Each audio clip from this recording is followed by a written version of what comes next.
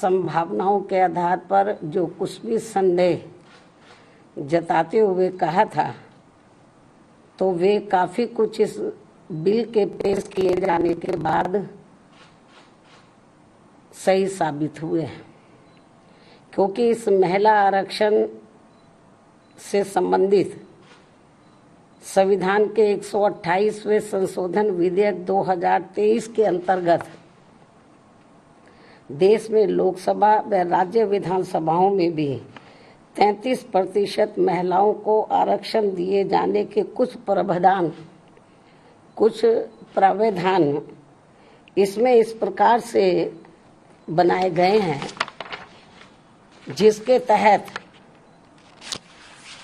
अगले काफी वर्षों तक, अर्थात लगभग 15-16 वर्षों तक, यानी कि कई चुनाव तक देश की महिलाओं को ये आरक्षण प्राप्त नहीं हो पाएगा। और इस विधेयक में ऐसे जो प्रावधान रखे गए हैं, तो उनका मैं यहाँ उल्लेख करना बहुत जरूरी समझती हूँ। और इस संशोधन विधेयक के तहत इस महिला आरक्षण विधेयक के पास होने के बाद पहले पूरे देश में जनगणना कराई जाएगी। जब ये बिल पास हो जाएगा हाउस में, पार्लियामेंट में, तो पास होने के बाद पहले पूरे देश में जनगणना कराई जाएगी। पास तो हो जाएगा ये, लेकिन तुरंत लागू नहीं होगा। और पास होने के बाद पहले पूरे देश में जनगणना कराई जाएगी। और जब ये जनगणना पूरी हो जाएगी, तो तब उसके पश्चात ही पूरे देश में लोकसभा तथा राज्य विधानसभाओं का परिसीमन पुनः कराया जाएगा। इसके बाद फिर परिसीमन होगा, सीटों का कराया जाएगा। और उसके बाद ही तब ये महिला आरक्षण संबंधी संशोधन विधेयक लागू होगा। और ये बात भी किसी से छिपी नहीं है कि देश भर में नए सिरे से जनगणना कराने में अनेकों वर्ष लग जाते हैं। पिछली जनगणना सन 2011 में प्रकाशित हुई थी, जिसके पश्चात आज तक पुनः जनगणना नहीं हो सकी है। ऐसी स्थिति में संविधान संशोधन के तहत इस नई जनगणना में, जिसमें अनेकों वर्ष लग जाएंगे, तो तब फिर उसके बाद ही पूरे देश में परिसीमन का कार्य शुरू किया जाएगा, जिसमें भी अनेकों वर्ष लग जाएंगे। और इस परिसीमन के पश्चात ही तब फिर ये महिला आरक्षण विधेयक लागू होगा। जबकि 128वें संशोधन विधेयक की सीमा ही 15 वर्ष रखी गई है। इस प्रकार से ये स्पष्ट है कि ये संशोधन विधेयक वास्तव में महिलाओं को आरक्षण देने की साफ नीयत से नहीं लाया गया है, बल्कि आने वाली विधानसभाओं तथा लोकसभा के चुनावों में देश की भोली भाली महिलाओं को ये प्रलोभन देकर व उनकी आंखों में धूल झोंककर उनका वोट हासिल करने की नीयत से ही लाया गया है। इसके सिवाय कुछ भी नहीं है।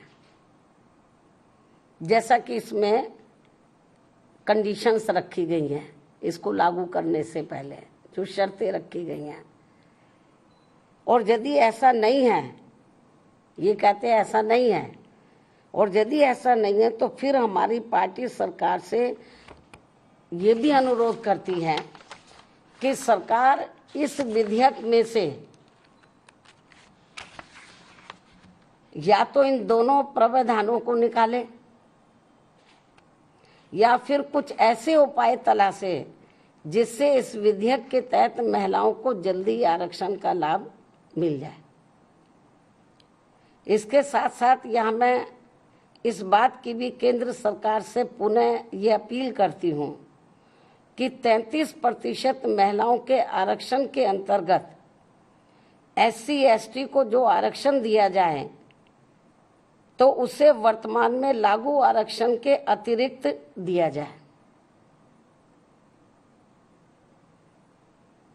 यानी कि जो पहले से इनको SC/ST को जो आरक्षण मिल रहा है तो जो इनको 33% SC/ST की महिलाओं को जो आरक्षण देना है, तो अभी तक क्या इसमें व्यवस्था है कि जो पहले से इनको SC/ST को मिल रहा है तो उसमें से 33% इनको दिया जाए महिलाओं को, और उसको 33% में जो अब लाया जा रहा है, इंक्लूड किया जा रहा है। इससे हमारी पार्टी सहमत नहीं है, बल्कि इनको ये आरक्षण अलग से दिया जाना चाहिए, 33% में दिया जाना चाहिए। इसके साथ ही देश की OBC वर्गों की महिलाओं का भी इस महिला आरक्षण विधेयक में अलग से आरक्षण का कोटा सुनिश्चित किया जाना चाहिए।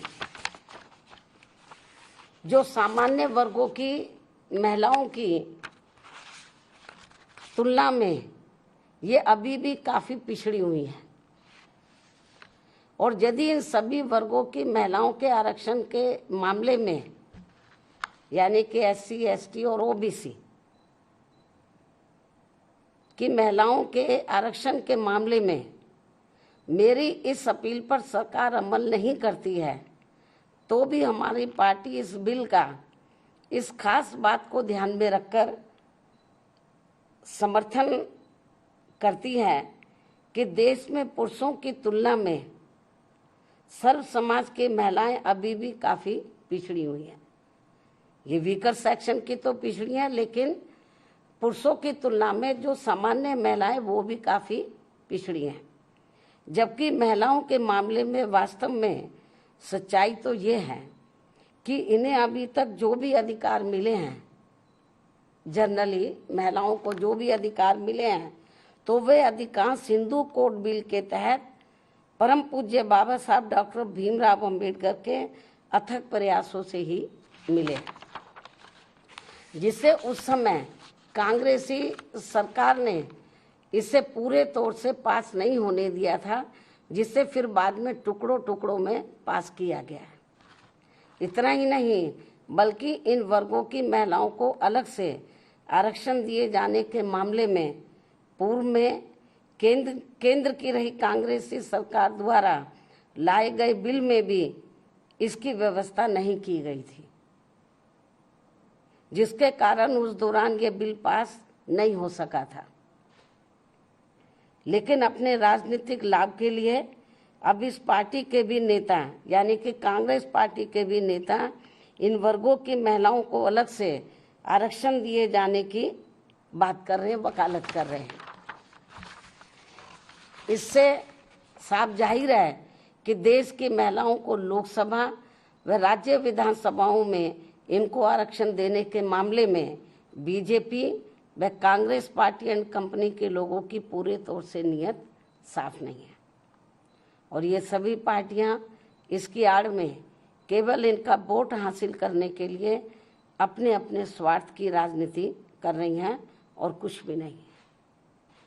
इसलिए देश की महिलाएं ऐसी सभी पार्टियों से जरूर सावधान रहें जिनसे इन्हें कुछ भी हासिल होने वाला नहीं है।